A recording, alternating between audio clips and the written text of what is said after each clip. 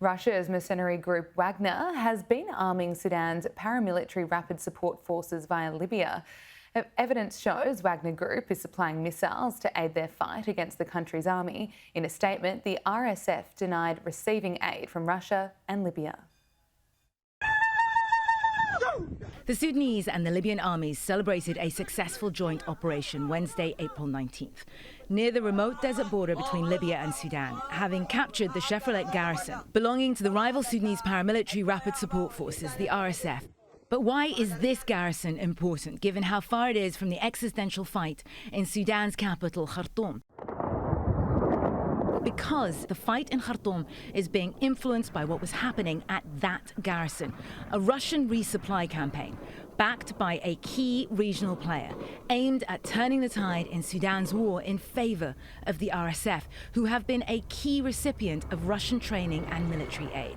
In collaboration with All Eyes on Wagner, a research group focusing on Russian proxy Wagner, CNN investigated the group's current presence in Libya. You can see here on April 16th, one day after the fighting began in Khartoum, a Russian Ilyushin 76 transport plane at the Al Jufra base in Libya, previously identified by American intelligence as a Wagner base.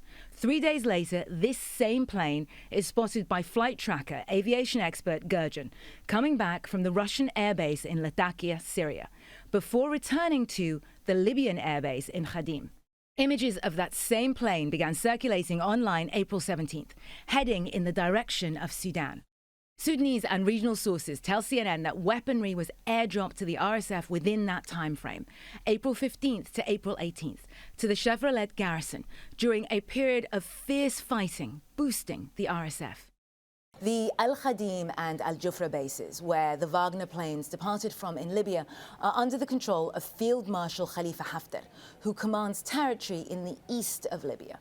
Haftar and the commander of the Rapid Support Forces, Mohammed Hamdan Dagalo, aka Hemeti, have in common strategic alliances. One with Wagner, who Haftar is hosting in his territory in Libya, and whom a previous CNN investigation exposed as working with Hemeti to extract Sudanese gold.